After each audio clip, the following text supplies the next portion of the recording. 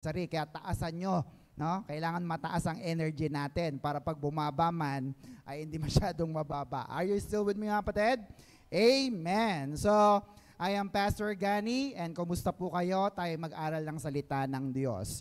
We are still under the lesson series entitled, everybody, Enjoying Life Under God's Authority. Isa pa nga po, Enjoying Life Under God's Authority. So, ano nga po ba ang unang pumapasok sa isip natin pag authority? Dapat ka bang matakot sa mga otoridad, sa mga may makapangyarihan? Or dapat kang matuwa kasi tutulungan ka nila? Amen, mga kapatid? So, dalawang bagay po yan. Pag sumusunod ka sa authority, syempre, matutuwa ka, kakampi mo sila. Tama? Pero pag sumusuway ka naman, then that's the time that you will get punished with it. So you need to submit to all authorities of the 3 channels na binigay ng Diyos. Una po dyan, government. Ano yung susunod? Home. And the third is the church. Yun lang po yun. Gobyerno, tahanan, at ang iglesia, doon po tayo dapat nagpapasakop. Are you still with me, mga kapatid? Amen. So next po, the basic proposition na gusto nating tahakin sa... Saan po yun sa labas? Yung maingay? Okay. So, akala ko dito sa loob. So, the basic proposition ay, para sa pag-aaral na ito, everybody, we can enjoy life under God's authority. Very plain and simple, na? Kasi nga po, may mga nagsasabi na, killjoy daw kasi Lord, ayaw namin maging Christian, hello, ayaw namin na mag-church, kasi nga po, killjoy ang Diyos nyo. Ayaw niya tayong maging masaya. Totoo po ba yun, mga kapatid? Hindi, no? And in fact, if you are not under God's authority, you will live a miserable and in despair, hopeless lives and a sad life. Can I hear amen? Amen. So, ang proposition number 1 natin, review tayo ulit para maalala natin. Ano po yung number 1? Everybody, next. We are created to live under God's authority, no? Ibig sabihin, tayo nilikha para magpailalim sa Diyos. Kaya sinong mataas, ang Diyos o tao? Ang Diyos pa rin. Amen, mga kapatid? So, we are made by God and for God, and we are meant to be under God's care and purpose. Kasi we are not self-sufficient. Kaya po, kontrolado tayo ng ating mga desires or mga pagnanais natin. So, ibig sabihin, hiwalay sa Diyos, wala tayong magagawa. Kaya dapat magpailalim tayo sa Diyos. Can I hear amen? Amen. Then, number 2 proposition is, ayan, natapos na rin natin, we are what? Called to obey God's rule. Tatanungin ko po kayo, kailangan po ba ng tao ng batas? Kailangan po ba ng rules? Amen. Ano ang rules natin? Anong challenge natin? For our anniversary, you will bring 1 soul for Jesus. So, susundin ba natin yon? It's up to you. Can you hear amen? Because rules separates us from the animals, sabi nga po nila. Kasi mga hayop, may rule din naman sila, pero not so organized. But tulad nating mga tao, mas mataas tayo sa mga hayop na nilalang ng Diyos, kaya nauunawaan natin, marunong tayo, at may kakayanan tayong sumunod sa mga batas na yan. Can I hear amen? Amen. So, let's review what are the structure of God's rules. Yan. Number 1 is, everybody, God's rule is, charan, clear, malinaw. Malinaw po ba ang salita ng Diyos? Amen. It is also, as a supreme ruler of all creation, His will and guidelines are revealed in His Word, the Bible. Kasi nga, ang Diyos ay pinakamagaling, pinakamarunong, at ito'y malinaw na isinulat niyang utos saan? Sa Biblia. So, the question is, what is the effect when man don't obey God's rules? Tatlo po yan na tinalakay natin. Silipin ulit natin. Number 1, everybody, man will not give tithes, no? Hindi sila mag-iikapo, no? Hindi sila mag-grace giving. Hindi yan dudukot. Bakit po? Kasi nagiging madamot or greedy ang mga tao. Kaya po, ano nangyayari? Pag hindi tayo nagbigay sa Panginoon, kinukulang ang church, kinukulang ang mga manggagawa sa loob ng church. Kaya po, ang ating panukala at paalala. Next, always give your tithes and give generously through grace giving. Nagbibigay po ba kayo sa Lord? Nagbibigay po ba? Yan. Kaya kahit kaunti o marami, malaki man o maliit, basta ang mahalaga, pag sinabi natin magbigay po tayo sa Panginoon, tumatayo ka dyan. Amen mga kapatid? At naglalagay ka dito sa basket or kung may sobre ka, ay ginagamit mo para makapagbigay sa Panginoon. May sobre na po ba kayo? May sobre na po ba? Yan. Ingatan mo yan. Sabi sa katabi, ingatan mo yan. Amen. Kasi dyan mo nilalagay yung iyong pinaghirapan na pera sa pagtatrabaho. Amen po ba mga kapatid? Amen. So next, number 2 is, man will not observe Sabbath. No? Ano po ba yung Sabbath day? It is the rest day of God and for His people. Pagka hindi sumunod ang tao sa batas ng Diyos, hindi na sila magsisimba.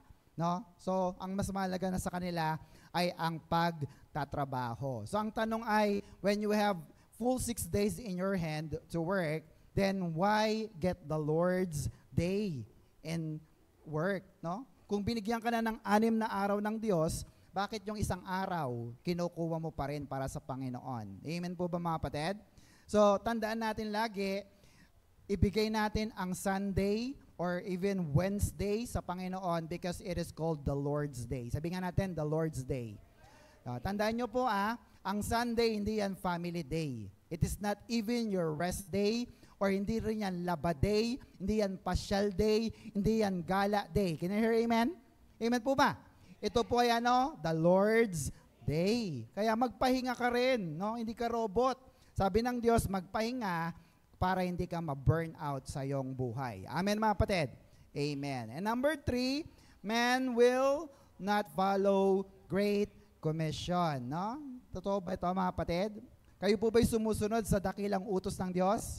Anong sabi niya? Go and make disciple. Asan na ang disciple? Yan. Pastor, nag-go pa lang kami. Okay, sige. Given. Next time, magdala tayo ng isang kaluluwa this year para sa Panginoon. Isa lang. Sabi sa katabi, isa lang. Sige, palapakan natin ang Lord. Mahirap bang isa?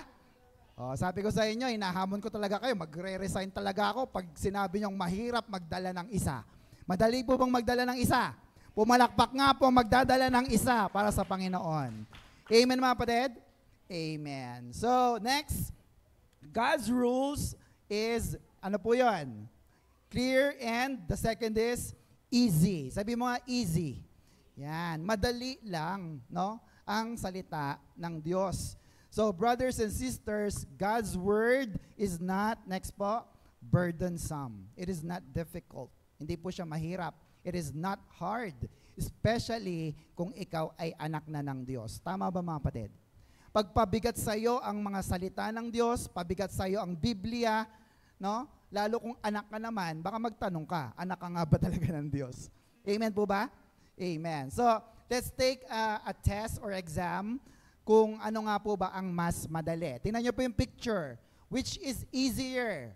Yung matandaan mo, wag kainin yung nag-iisang puno na may bunga kesa kumpara sa buong garden. Anong mas madaling tandaan? Yung isang puno o yung buong garden na mga puno?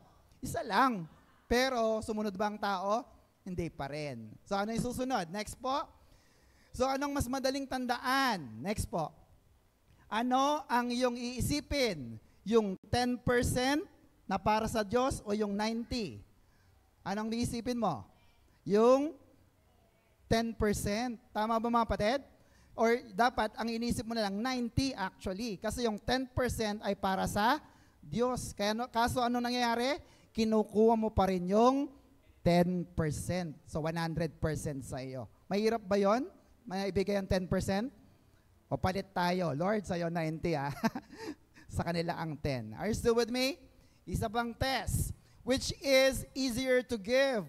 1 day, linggo, or Sabbath day, or yung 6 days? Lagi kayong nasa church. Wala? O 1 day lang. Diba? So, madali ang utos ng Diyos eh. Sabi niya, sa 7 araw, yung isang araw akin. Pero ang tao, 7 araw, kayod kalabaw. So, pinapahirapan nyo ang inyong mga sarili. Can I hear amen? Now, the question is, linawin natin, what makes it difficult to obey? Bakit tayo nahihirapan? Ano ang sagot? Andyan. When you do not love God. Totoo ba yan? Mahirap ba sa inyong pumunta ngayong araw ng Wednesday? Kami po galing pa sa May Kawayan, Marilao. We traveled 2 hours. We spend a lot. Pero hindi nagiging mahirap. Bakit? Mahal namin ang Diyos. How about you? Mahal niyo po bang Diyos? Pumalakpak nga po ang lahat na nagmamahal sa Diyos. Amen mga kapatid? So we agree on that. No? Ang dami natin, halos 20 tayo dito. At yung 20 na yan ay nagmamahal sa Diyos. Next Wednesday, yung 20 na yan, magiging 40 kasi magdadala sila ng kaluluwa sa Panginoon. Shout amen. Palapakan natin ang Diyos. Look at this. 1 John 5:3, this is love for God. Ano yung pagmamahal na yun? To obey His command, and His command are what? Not burdensome. Hindi pabigat ang utos ng Diyos. Sabihin sa katabi, hindi pabigat ang utos ng Diyos. Amen mga kapatid? Amen. So, kung hindi ito pabigat, madali ang sumunod sa Panginoon, madali ang sumunod sa mga panukala ng church at sa mga leader ng church. Can I hear amen? Do you love your pastor? Amen. Look at this. Hebrews 13, verse 17. Everybody, obey your leaders and act under their authority. They are watching over you because they are what? Responsible for your souls. Obey them so that they will do this work with joy, not sadness. It will not help you to make their work hard. No? Bakit mo papahirapan yung mga lingkod ng Diyos, yung mga pastor? Sabi ni pastor, magdala naman kayo please ng isa. Ayaw namin pastor. No? Ba't nyo siya papahirapan? Hindi rin magiging pakinabang sa atin yon. Why? We watch over your soul. Amen na kapatid? Pinagpipray ko kayo palagi. Lahat po kayo ay iniisa-isa kong dinudulog sa Panginoon. Minsan pa nga may special prayer pa kayo. Kayo ba, naalala nyo ako pag-pray? Oh. Diba mga kapatid? So, ang pagsunod ay may kasamang pagmamahal. Amen po mga kapatid? O basahin natin. Next, John 14:15. If you love me, ano sabi ni Jesus? Obey my commandments. Do you love Jesus? Sabi ba niya magdala ka ng kaluluwa? Obey His commandments. Why? Next, love is the motivational rule of obedience. Very plain and simple. Pag mahal mo, sinusunod mo. Amen mga kapatid? Mahal niyo po bang magulang niyo? Yan. Sundin niyo rin ang inyong mga magulang. Amen mga kapatid? 1 John 3:18, review lang ulit. Dear children, let us stop saying we love each other. No? Tigil mo na yung pagsabing, mahal ko kita, mahal kita, mahal kita, pastor, mahal kita, brother, mahal kita, sister. Anong sabi ni Pablo, ni John? Let us really show it by your actions. No? Gawan mo ng paraan ang church. Gawan mo ng paraan ang Lord. Don't just give time. Make time for the Lord. Amen na kapatid? Kasi sometimes you don't have time to give. Lord, busy ako, kulang pang 24 hours talaga. No? Sino bang binigyan ng 25 hours? Meron ba rito? Wala. Lahat tayo ay 24 hours lang. Kaya, make time for God. Can you hear amen? Amen. Pakibasa po natin ito. Next, God's authority gives us His protection and ano pa? Provision. And ano pa? God's rule gives us His direction. No? So, His way, His God's way, no? Not our way. And it's written in the Bible. So, final question, are you obeying God's rules? Sumusunod ba kayo sa mga utos ng Diyos? Then you can enjoy a super blessed and happier life in Christ. Amen mga kapatid? So let's continue now with the number 3 proposition. Dito tayo magpo-focus. Ano po yun? Everybody, we are commanded to do it, God's way. Sabi nga natin, God's way. No? Inutusan tayo na gawin ang mga bagay na sa pamamaraan ng Diyos, hindi sa iyo. Amen mga kapatid? God's way. Hallelujah. In December 12, 1915, a star was born. At ang kanyang pangalan ay si Frank Sinatra. Sino nakakakilala kay Frank Sinatra? Yan. So ako po, namatay siya pala ng 1998, first year college pa lang po ako sa Mapua, no? So batang-bata pa. So let me just give you some brief story about Sinatra. Isang gabi po after the concert sa Las Vegas, bago siya umalis ng hotel, he asked the valet driver na kunin yung kanyang sasakyan, at syempre pag binigay yung sasakyan, nagbibigay siya ng tip, no? At tinanong niya yung valet, sabi niya, what is your biggest tip receive? Magkano yung pinakamalaking tip na natanggap mo? $100, sabi niya. No? So Sinatra, known for his extreme generosity, talagang nagbibigay siya ng marami, he gave the valet $200. Mas malaki. Tama mga kapatid? So, as Sinatra was going into his car, nung bago na siya papasok sa kotse, tinanong niya, teka, sino pala nagbigay sa'yo ng $100? Ang sabi ng valet driver, you did it, sir. Ikaw din ang nagbigay ng $100. No? So, ibig sabihin, si Frank Sinatra ay kilalang-kilala sa pagbibigay ng generous tip at pagtulong sa kanyang kapwa ng mga musicians na nag-struggle. At siya rin ay mas kilala sa kantang My Way. Alam niya na. No? Sige nga, ano yung linya na nandun? Sabi niyan, I face it all, I stood the tall, and did it. Nag-video okay na. No, alam niyo na, kilala niyo na.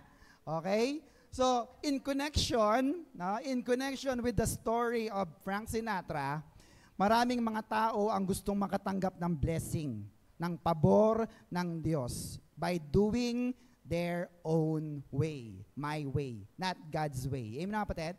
Gusto nila yung gagawin nila yung gusto nila, sa paraan na gusto nila, pag may bakante lang, pupunta, ang mga prinsipyong natututunan nila, kinalakihan nila, yun ang sinusunod nila, hindi ang pamamaraan ng Diyos. Amen mga kapatid?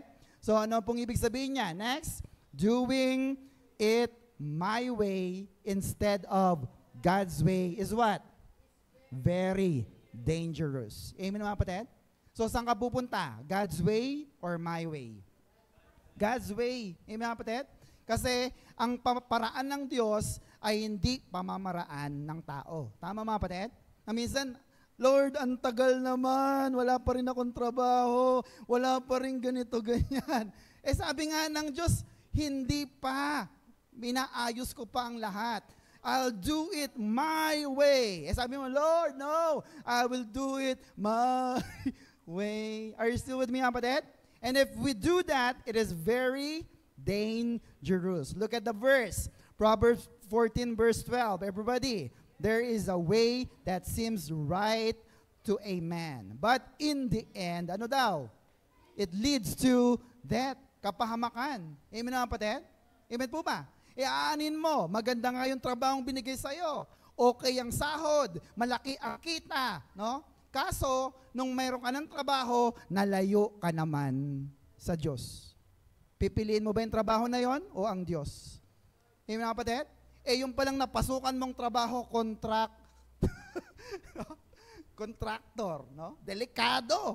Are you with me mga kapatid? Kaya sabi ng tao, no, Lord, I will do it my way. And then after that, no, ginawa niya yung gusto niya, sasabihin ulit niya, Lord, how I wish I've done it your way. Sana, Lord, sinunod na lang kita. Mas tama ka pala. Do you believe that, mga kapatid? Sige, palapakan natin ang Diyos na buhay. Why? Because for sure, God's way is always better. Do you believe that, mga kapatid? Laging tama, laging mas maganda ang pamamaraan ng Diyos na buhay. Do you believe that? Let me prove that to you. Isaiah 55 verse 8. Look at this. My thoughts, says the Lord, are not like yours, tao. And my ways are different from yours, tao. Verse 9. As high as the heaven are above from the earth, so high are my ways and thoughts above yours. Do you believe that, mga kapatid? Do you agree with that? Mas matalino ang Diyos sa iyo. Ha? Diba yung sa mga magulang natin, diba? Minsan yung anak natin mas matalino pa eh. Nay, wala pa ako isusuot. Sabi, matulog ka na, bukas mayroon na. Hindi pa rin siya matulog, tulog. Bakit? Mas marunong ka pa sa akin? Di ba? Pag sinabi na ng tatay at nanay mo na meron, magkakameron yan. Kasi pangahawakan mo ang kanilang mga pangako. Shout amen. Ganon din ang Panginoon. Pag nag-isip siya, pag may ginawa siya para sa atin, it is higher than our thoughts. It is higher than our ways. Shout amen. Palapakan natin ang Diyos sa buhay. Are you still with me? So, ang pinaka-keyword lang dyan ay obedience. Masunurin. Masunurin ba tayo sa Panginoon? Si Lord Jesus, masunurin siya sa ating Ama. Diyos sa Ama na nasa langit. Kaya tama lagi ang kanyang ginagawa. Matthew 26:39, after walking a little while, a little further away from them, Jesus fell to the ground and prayed, "My Father, if it's possible, do not give me this cup of suffering." Nakikipag-bargain siya, gagaya ng tinuro ni Kuya Aban, no? Pwede ka makipag-bargain, Lord, pwede ba? Huwag mo muna ibigay itong problema na to, baka hindi ko kayanin. Baka hindi ko kayanin, sabi niya, no? In other translation. Pero look at the obedience. But do what you want, not what I want. Wow. No? Si Lord Jesus, dalawang kanyang nature, 100% human, naging tao siya, but He is also 100% God. Hindi 50-50, 100-100. Amen na kapatid? Alam niya, mahihirapan siya. Alam niya, masusugatan siya. Alam niya, duduraan at mapapahiya siya. Alam niya, masasaktan siya. At alam niya, mamamatay siya ng kalunos-lunos na kamatayan. Buti sana ako natulog lang, tapos, hindi. Susugatan ang kanyang katawan mula ulo hanggang talampakan. Sinong gustong mamatay ng ganon? Ayaw natin. Di ba mga kapatid? Isa nga nagre-request ka, Lord, sana pagtulog ko, yun na yun. Tama ba mga kapatid? But look at this. He acknowledged the Father's will and plan and His way. Amen mga kapatid? Amen po ba? Hindi niya tinignan yung kanyang my way na pamamaraan. Bakit? It is called the absolute submission. No? Ikaw ay sumunod sa plano at pamamaraan ng Diyos na buhay. Amen mga kapatid? Kaya si Lord Jesus, hindi niya ginawa yung kantang, I did it my way. Bagkos, ang sabi niya, Lord, it's your will. Do what you want, not what I want. Can you hear amen? Amen po mga kapatid. So, if you are going to look back on our lesson, yung lesson 1 covers Genesis 1 and 2. Naalala nyo? Yung lesson 2 natin, the previous, covers Genesis 3, yung God's rule. And now, the lesson that we're talking about is in Genesis chapter 4. Yan. Dito po natin makikita ang Bible character na nagsabi na, I did it my way. Kilala niyo po ba kung sino siya? Siya si Cain. Sabi nga natin si Cain. Hindi po si Abel, sabi natin Cain. Sino ba si Cain? Anak siya ni Adan at Eva. And he was mentioned in the Bible just 3 times, no? In the New Testament, sa Hebrews 11:4 and 1 John 3:12 and Jude 11. At tingnan niyo po even in the New Testament, si Cain ba ay mabait o hindi? Sa pagkakakilala niyo sa kanya. Sino mabait? Si Abel o si Cain? Si Abel ang mabait, no? Siya medyo pasaway. Na ipasa niya ang kanyang sariling pamamaraan even in the New Testament. How? It is by the spirit of Cain. Jude 1 verse 11. Next po, sabi diyan, it will be terrible for them. They, the false prophets, yung mga mali ang turo, have followed the way of Cain. No? Sabi na, yung evil ways ni Cain, sinundan nila. And for money, they have given themselves to doing the wrong that Balaam did. Kilala niyo si Balaam or Balaam? Siya yung inutusan ni Barak na sabi mo, sumpain mo ang Israel. Kaso dumating ang Diyos. Sabi ng Diyos, Balaam, hindi mo pwedeng sumpain ang pinagpala ko na. Kaya ano nangyari? Pinagpala ni Balaam ang Israel. Amen na kapatid? So, ibig sabihin, pag pinagpala ka na ng Diyos, kahit sabihin pa ang anumang kamalasan sa iyo, hindi tatalab kasi ang pagpapala ay idineklara na ng Diyos sa ating mga buhay. Shout amen! Kaso itong si Cain no, naipasa niya yung kanyang way kay Balaam. Also, sabi diyan, they fought against God as Korah did. And like Korah, look at what happened. They surely will be destroyed. Sino ba si Korah? Siya ay leader ng rebellion laban kay Moses at Aaron. So sila yung mga rebelding mga tao. Kaya yung mga false teachers, tsaka yung mga rebellious na mga tao, sila po ay galing sa lipi ni Cain. Amen mga kapatid? And what happened? Surely their ways will be destroyed. Amen mga kapatid?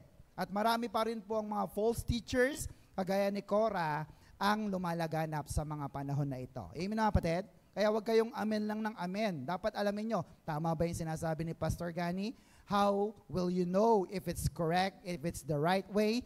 Check your Bible. Sabihin sa katabi, check your Bible. Can I amen? So, ngayong gabing ito, let me just share with you the errors of Cain's way. Ano yung mga consequences na ginawa ni Cain ang kanyang pamamaraan? Letter A, isa lang po.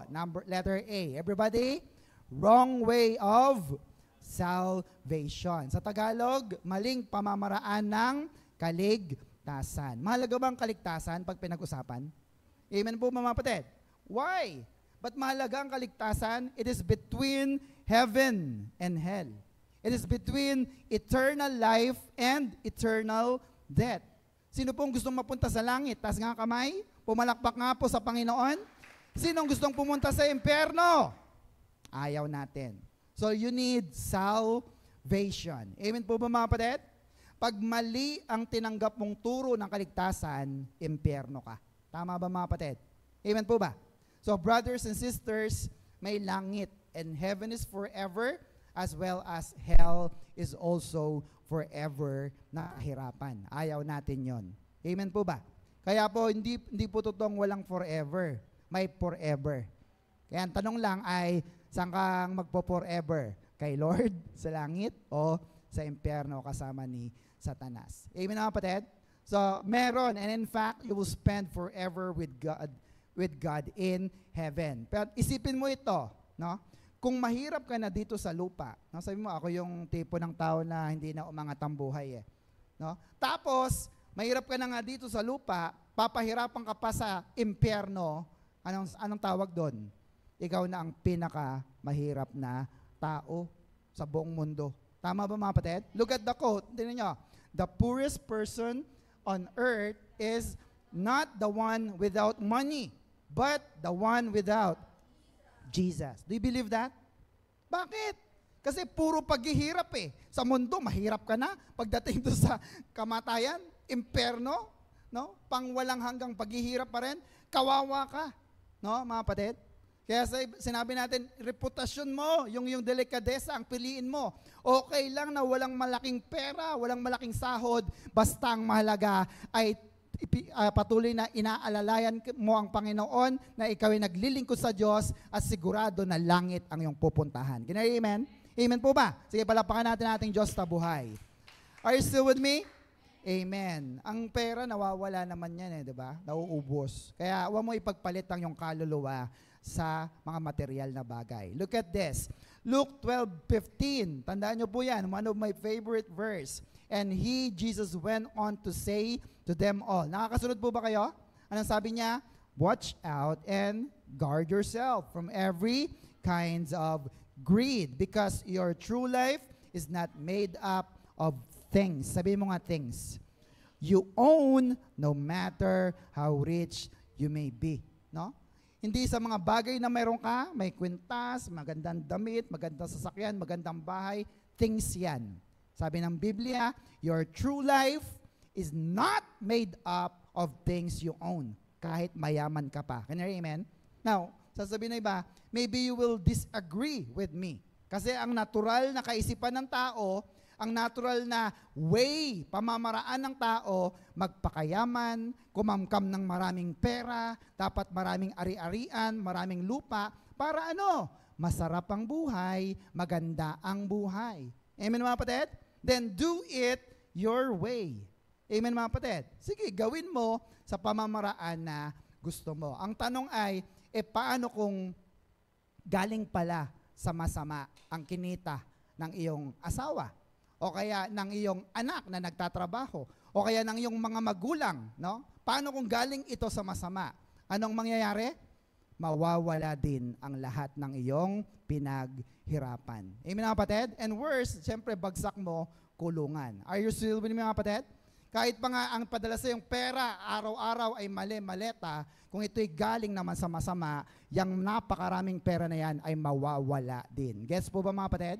Are you still with me?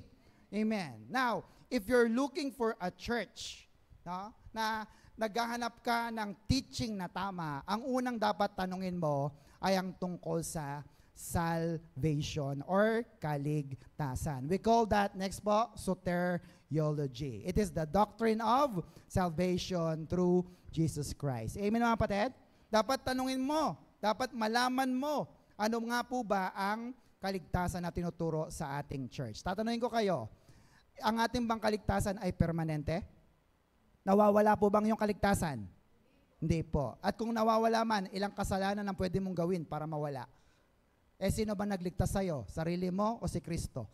Yan ang pinakamatibay nating ebidensya. Dahil si Kristo ang nagligtas sa atin, siya rin ang magdidesisyon kung ikaw nga ay ligtas o hindi na. At ang sabi ng Biblia, dahil kay Kristo, dahil sa kanyang mga latay at sugat, dahil sa kanyang dugo, ikaw ay tinubos na forever. Shout amen. Kaya kay Kristo, sigurado, kaligtasan ay sigurado. Shout amen. Palapakan natin ang Diyos na buhay. Are you still with me mga kapatid? So, kahit ang church ay malamig, no? May aircon, malaki ang parking lot, no? May pakape pa, no? Ang ganda ng church na 'yon. Tapos may pakain pa. Pero ang kaligtasan nila ay turo nila sa kaligtasan ay nawawala ang kaligtasan. Aba, tumayo ka na sa iyong upuan at humanap ka ng church na nagsasabing hindi nawawalang kaligtasan kay Kristo. Amen? Amen po ba? Okay naman na maganda ang church, di ba? Magandang ambience, tapos yung pastor, pogi pa. Doon na lang ako, sinong pastor doon? Si Papa P. Diba? So maganda naman yon. Kaya lang pag ang tinurong kaligtasan ay iba na, ibang usapan na yan. Are you still with me? Why? Tanongin niyo po ako kung bakit. Sapagkat ang iyong kaluluwa ay pinag-aagawan. Sino nag-aagaw sa ating kaluluwa? Si Satanas at ang Diyos Ama na nasa langit. So, nakita mo yun? Napaka-importante ng iyong kaluluwa. Amen mga kapatid? Si Lord nga nagpadala na ng kanyang anak. Sino yun? Si Jesus. Bakit? Para pag naniwala ka, ikaw ay maliligtas. Aba, papayag ba si Satanas? Sabi niya, hindi. 24/7, nagtatrabaho siya kasama ang Church of Satan, no? Para makapagdala rin siya kahit papano sa impyerno. Are you still with me mga kapatid? Amen po ba? Ayaw kanyang pumunta sa langit. Kaya anong gagawin ni Satanas? Gagawin kanyang busy. Gagawin kanyang bulag at bingi sa katotohanan para hindi mo makita ang church ng OCW MMI Pampanga. Amen mga kapatid? Amen po ba? So, pag tayo po nasa isang church, ganito po ang ating dapat na silipin. Next, what are the major teachings about salvation? Tandaan nyo po yan. 3 po yan. Number 1 is, everybody, salvation by works, no? Yung effort mo, mabait ka, nag-donate ka, ligtas, sabi nila. Number 2 is salvation by grace plus works. Half grace po ito. Maliligtas ka, pero, laging may kondisyon. Amen mga kapatid? At pagkatapos ng pera. Ayun, pera na. No? Kasi nga, may kasamang effort mo at may kasamang biyaya ng Diyos. Amen mga kapatid? At ang pangatlo ay salvation by grace alone. Now, ano ang stand ng ating church? Number 1, 2, or 3? Everybody? Number 3. Palapakan nyo nga inyong mga sarili. Hallelujah. It is the full grace. Bakit? Ang tawag natin dyan, sola gratia. No? Sola gratia. No? Solong biyaya. Kung bakit tayo ay naligtas ng ating Panginoon. Amen mga kapatid? Hindi ka naligtas kasi mabait ka. Kasi kung kabaitan mo ang nagligtas sa'yo, bukas mabait ka pa ba? Nawala nga lang yung mga bagay na mahalaga sa'yo. Galit ka na kay Lord eh. Amen mga kapatid? Kaya hindi ikaw ang nagligtas. Look at this. Sino nagligtas sa atin? Acts 4, verse 12. Jesus is the only one who can save people. His name is the only power in the world that has been what? Given to save people. We must be saved through Jesus. Amen na kapatid? Take note nyo po yung word na yan ha. Only one.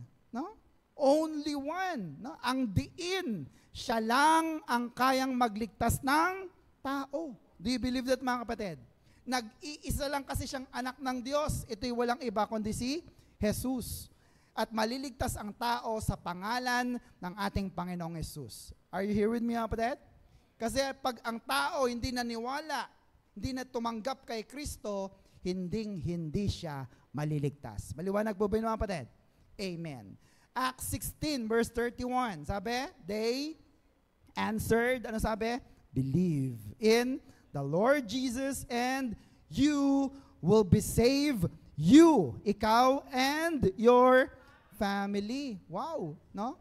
Sa New Century Version, they said to him, believe in the Lord Jesus, you will be saved, you and all the people in your house. Basta tao, kamag-anak mo, kaanak mo, kaibigan mo, bisita, basta tumira yan sa'yo, maliligtas yan kasi makikilala niya si Kristo sa buhay mo. Amen mga kapatid? Amen po ba mga kapatid? Ano po ang dapat mo lang gawin? Believe. Maniwala ka lang. May ginawa ka ba? Sinaktan mo ba yung sarili mo? No? Nagtagpas ka ba ng katawan? Wala naman eh. Ano lang ginawa mo? You just believe. Ang tawag doon ay pananampalataya. Naniniwala ka bang kaya kang iligtas ni Kristo? Kaya po ba mga kapatid? Naniniwala ka bang hindi ka mamamatay sa gutom? Hindi ka pababayaan ng Diyos? Amen? And if you believe on that, wow, yun ang reward na binibigyan ng Diyos. Can I hear amen? Amen. Now, let's move on. For better appreciation, let's go back to Cain's story. Sa Genesis chapter 4, sabi ko nga po kanina. Later, si Eve gave birth to his brother Abel. Now, Abel kept flocks and Cain worked the soil. In the course of time, Cain brought some of the fruits of the soil as an offering to the Lord. No? So, si Cain ay shepherd, no? Nag-aalaga ng hayop. Si Cain naman ay magsasaka. Toil the soil. At marunong silang magbigay ng offering pasasalamat sa magandang ani at malulusog na kawan nila. Amen na kapatid? Pag maganda bang sahod niyo, nagbabalik kayo ng pasasalamat sa Diyos? Eto, marunong sila. Wala pang nagtuturo. Verse 4, next. But Abel brought fat portions for some of the firstborn of his flock. The Lord looked with favor on Abel and his offering. No? Natuwa ang Diyos sa offering ni Abel. 5, but on Cain and his offering, he did not look with favor. Pero kay Cain, parang walang pabor. Ayaw ng Diyos. So Cain was very angry and his face was downcast. Sa iba, fell rejected. Parang lumong-lumo siya, hiyang-hiya siya. No? Now, ang problema, hindi nila talaga alam kung ano talaga ang nakalulugod sa Diyos na alay. Tama mga kapatid? Hindi pa nila alam ang God's way. Kaya ang tanong na iba, unfair ba si Diyos? Si God? Unfair ba siya? Na natuwa siya kay Abel, kay Cain na hindi? Ang sagot po ay no, hindi. Sabihin sa katabi, hindi. Bakit? Kasi gustong ipakita ng Diyos kung ano ang gusto ng Diyos na alay. Are you here with me mga kapatid? Ang alay na gusto niya pala, yung may dugo. No? Maybe, dahil si Cain ay nag-aalaga ng hayop, kaya ang dinala niya ay tupa rin na unang panganak, at ito'y may dugo, kaya natuwa ang Diyos. Sumakto lang. Amen mga kapatid? Amen po ba? Pero this story clearly shows para turuan ng Diyos ang tao sa tamang pagbibigay at pag-aalay. Tama ba mga kapatid? Parang tayo dati. Kayo po ba? Alam nyo ba yung tamang pag-iikapo? Alam nyo ba na pwede rin magbigay ng grace giving? Diba dati hindi, no? Basta bigay ka lang ng bigay, donated by ganito, bigay ng bigay kay kani-kanino. Kasi alam mo, pag nagbigay ka, maliligtas ka. Tama ba mga kapatid? Pag nagbigay ka, mabuti kang tao. Pero hindi mo alam ang tamang pamamaraan ng pagbibigay. At kung may mali kang motibo, ay mali rin ito. Are you here with me mga kapatid? Now, kung nagkamali man si Cain, okay lang yun eh. Kasi tuturuan naman siya ng Diyos. Hindi siya dapat magalit. Bakit? Kinokorek tayo ng Diyos. Are you here with me, mga kapatid? Verse 6, look at this. Tinanong ng Diyos, why are you so angry? Ba't kayo nagalit? The Lord asked him, why do you look so dejected? 7, you will be accepted if look at that, if you respond in the right way. But if you refuse to respond correctly, then watch out. Sin is waiting to attack and destroy you, and you must subdue it. Look at that. Obviously, hindi alam ni Cain ang tamang pamamaraan. Ang burnt offering, ang sin offering, hindi nila alam. Kasi nag-start po ito, Genesis 8 pa eh. Kay Noah at sa Exodus 24 nung ibigay ng Diyos yung 10 utos. So, nagkamali si Cain, napahiya siya, pero hindi dapat siya nagalit. Amen mga kapatid? Amen po ba? Kasi pag nagalit ka na sa Diyos, pride yan. Sabi sa katabi, pride yan. Kanya ng mga tao, pag kinokorek mo, imbis magpakorek, lalong nagagalit sa Diyos. Amen mga kapatid? Ano bang sabi ng Biblia, di ba? Ang Diyos hindi tumitingin sa mga binigay mo. Ang Diyos ay tumitingin sa puso. 1 Samuel 16:7, kayo na lang magbasa. Amen mga kapatid? Amen po ba? Kaya kung nagbigay ka, galit ka naman. Hindi tinignan ng Diyos ang binigay mo. Ang tinitingnan ng Diyos yung nasa kalooban ng iyong puso. Now, kung sinabi ng Diyos, parang mali ang binigay mo. Sister, parang kulang yung ikapu mo. Anong dapat mong gawin? Magpakumbaba at magbago ng iyong ginagawa. Gawin ang kagustuhan ng Diyos. Bakit? Pag tama na ang puso mo, tatanggapin ng Diyos ang ibinigay mo kahit kulang pa ito. Can I hear amen? Palapakan nga natin ang Diyos na buhay. Are you still with me, kapatid? So, hindi rin dapat magpakasaya si Abel at magyabang kasi nga po, parang nakatsamba lang naman siya. Amen, kapatid? Kasi ang ginawa niyang offering ay temporary lang. Sabihin mo nga, temporary lang. So, the question is, why God did not accept Cain's offering? No? Bakit hindi tinanggap ng Diyos ang offering ni Cain? Ano po ang sagot natin dyan? Ayan po. My way is the wrong way and God's way is the right way. So, next po.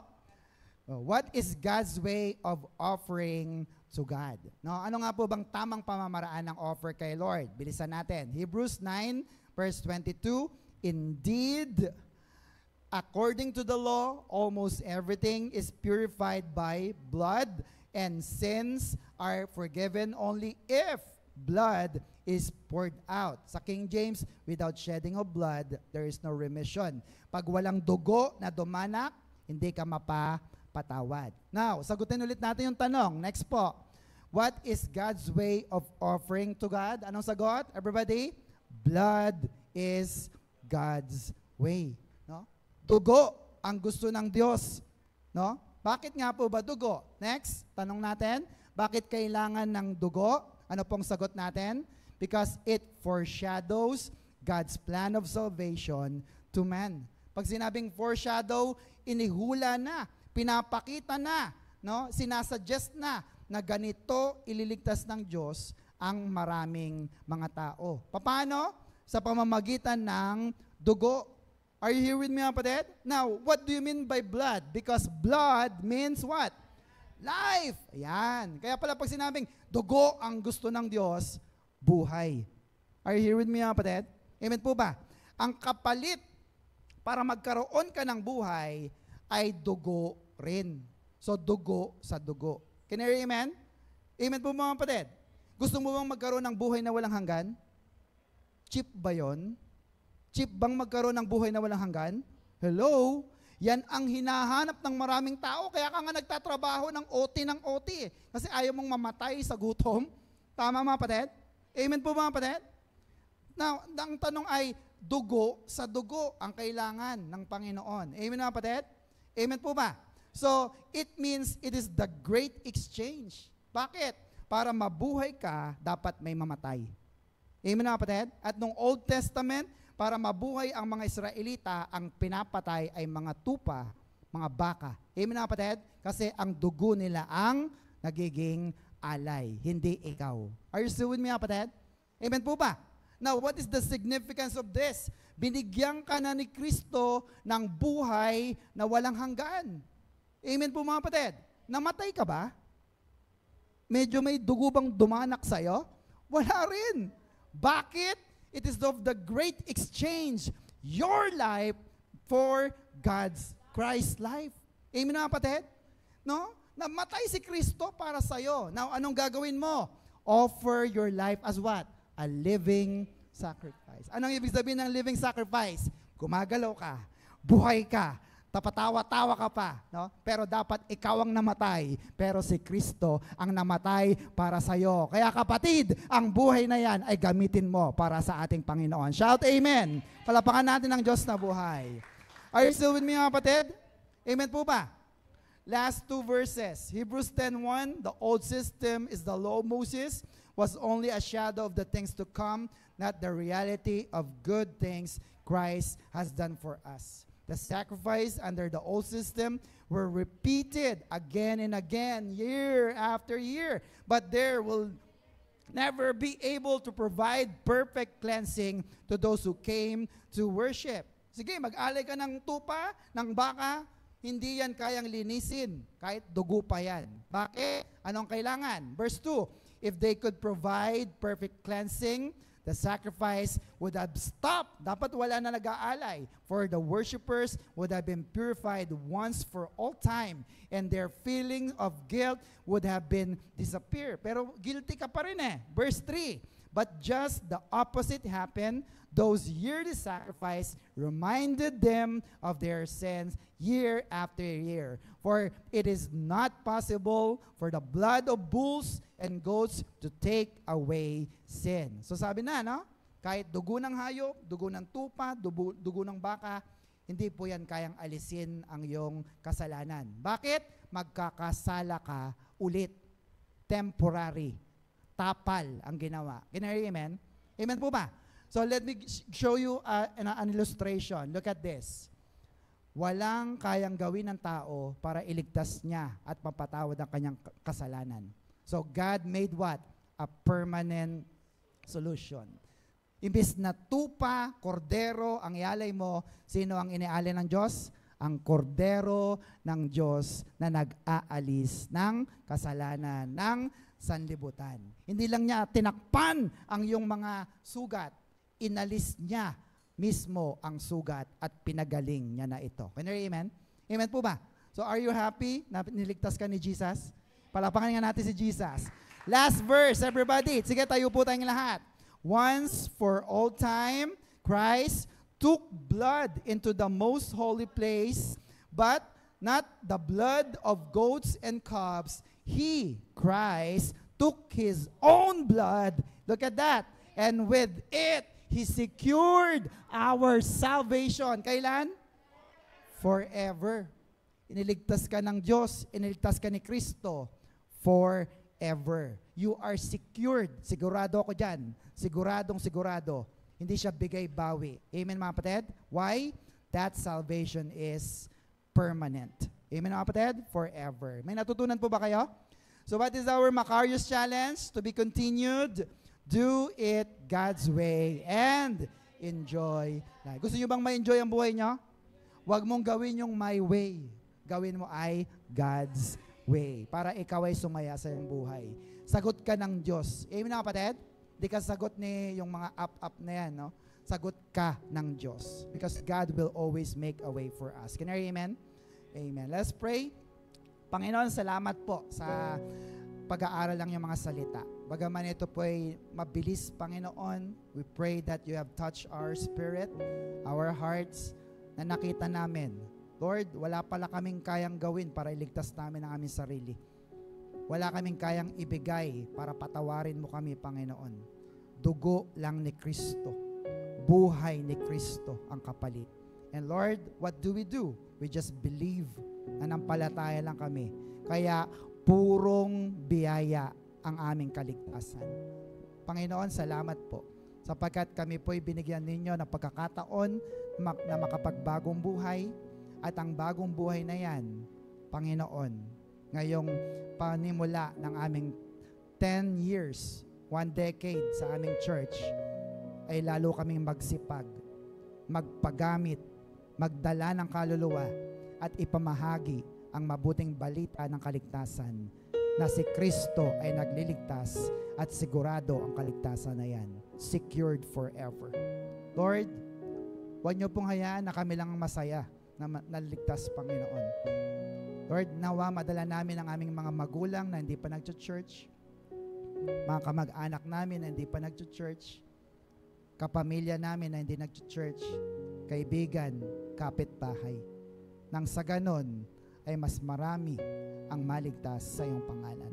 Lord, use us mightily at patuloy po, Ama, na in everything that we do, hindi namin gawin ang my way, but rather we will always obey you and do it God's way. Ito po ang aming samot panalangin na may pasasalamat. In Jesus' name we pray, and everybody say, Amen. Palapakan po natin ang Diyos na buhay. What is our Macarius Challenge, everybody? Do it God's way and enjoy life. Are you blessed? Super blessed. Sige po, kung tayo po yung na-bless ay